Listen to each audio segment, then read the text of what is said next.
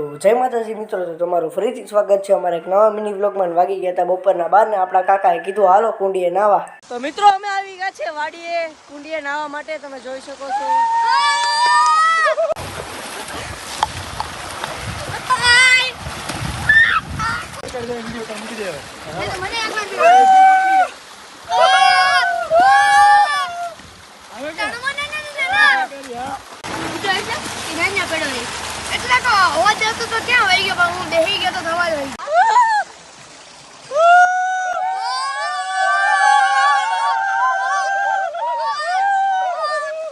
તો જમવામાં છે રોટલો, છાશ અને અડદની દાળ, જે માટીના વાસણમાં ચૂલા ઉપર બનાવવામાં આવી છે.